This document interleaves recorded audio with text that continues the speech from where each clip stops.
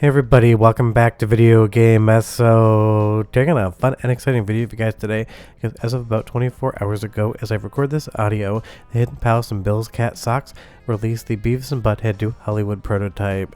And if you don't remember magazines back in the day, I do recall seeing a preview for this, and it basically came and went without any sort of release.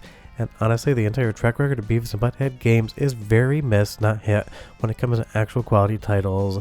But to say Beavis and Butthead was a cultural phenomenon back in the day would be an understatement.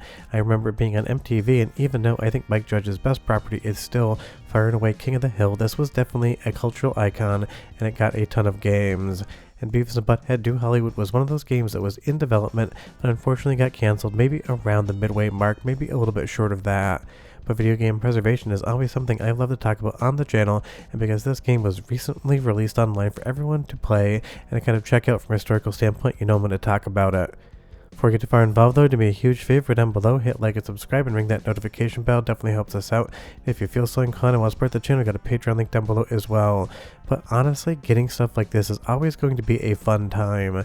This was in development by New Level Software, and they basically got a license along with GT Interactive to make a Beavis and Butthead game. And as far as the Hidden Palace research is concerned, apparently the publishers were a little bit concerned of making an entirely new 3D game, and they pulled the plug about just before halfway during the development cycle. Now, I'm not saying what's here indicates if this game would be good or bad. You can't review an in-progress alpha or even a beta, but I would say that some of the stuff here is pretty impressive. But of course, with a licensed property, more often than not, those games just don't really hold up all that well. But if I had to conjecture a guess, and again, I am just imagining this in my own head, I feel like you're looking at a 6 out of 10 game. Something that some people would have played, they would have had a little bit of fun with. It would be remembered as just one more Beavis and Butthead game in a long line of games that are trying to really make it big back in the day. Because that really is the thing. There were a ton of attempts to make good Beavis and Butthead games, but not many actually made it out to market.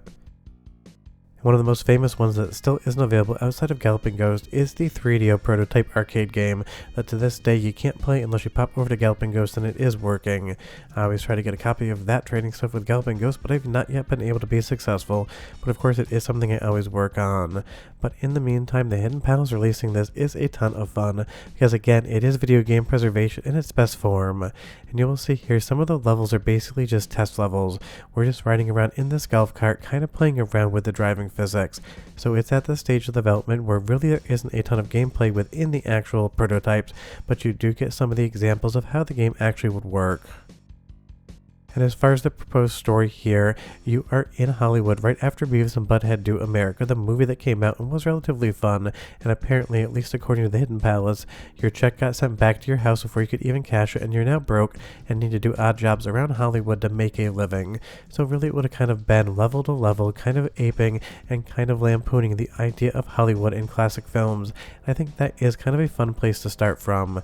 Now, of course, again, this is not a finished game whatsoever, so of course it's going to be buggy, but I will say in my limited time playing around with this, the control scheme seems to be more of a miss than a hit when it comes to moving a character in a 3D space, and that really is kind of the issue with these early gen 3D platformers.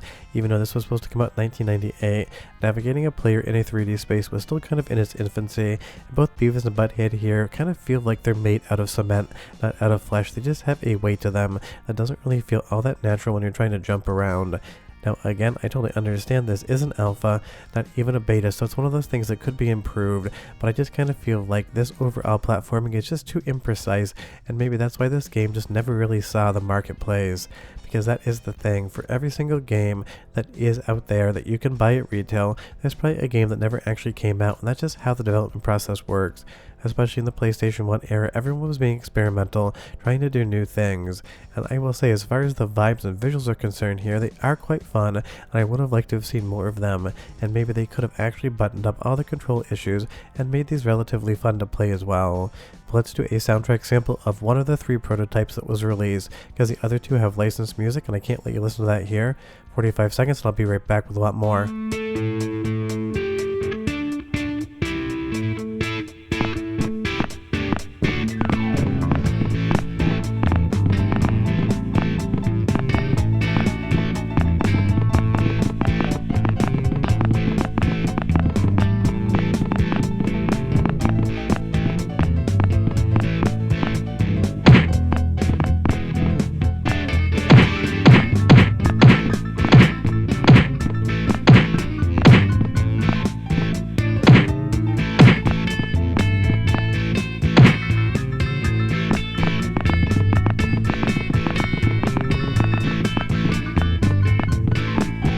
So that's the one bit of music I can let you listen to, but otherwise all that licensed music just gonna get taken down completely.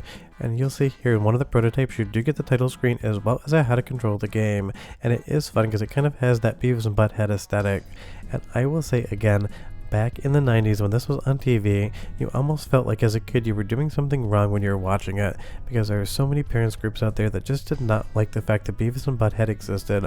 But honestly, Mike Judge was ahead of the curve when it came to humor, and even though King of the Hill is way more quote-unquote a family-friendly show, it still has that same sense of humor and overall absurdity that I think just absolutely hit. But it is one of those things, so few games have ever actually captured the cartoon aesthetic and the fun of a cartoon well. Futurama never really had an amazing game. Simpsons Hit and Run is a fun time, maybe that's the exception to the rule, but for the most part these licensed games just never gave you the same sensation and feelings of actually just watching the show. Leave me a comment down below and you tell me what's your favorite licensed game based upon a cartoon and what is your least favorite one. I would be very curious to hear.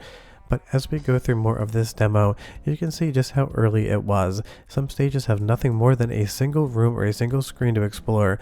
Other stages, like the mansion you saw at the beginning of the video, have multiple rooms, but as far as objectives in this build, you can collect something every once in a while, but you don't really have any sort of end stage condition to actually beat the level, at least as far as I can tell.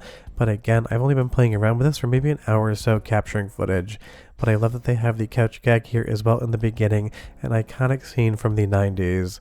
And just so you know, if you can't tell already, I am playing this in DuckStation, and sometimes the disk needs to be patched to have 8 megabyte memory support, because again, this is an in-development process thing, so a lot of this won't really run on a real PlayStation 1 unless you have a developer console that has that extra RAM. So if you want to just take a look at it, I recommend going straight to DuckStation. And just so you know, when this tripped me up for a bit, you have to push the analog button first, otherwise Beavis and Butthead will get stuck on one axis here and not really be able to turn. But it makes for some pretty hilarious footage, and this is the hog wrangling stage. The hog's not going to move whatsoever, so I'm not sure what was supposed to happen here, but my guess is that you probably had to grab or chase a hog into the pen to try to beat the level. Because every single level you're in has something to do with Hollywood. You're on some sort of movie set, but again, you really can't tell exactly what's supposed to be going on because it isn't that far along in the development process.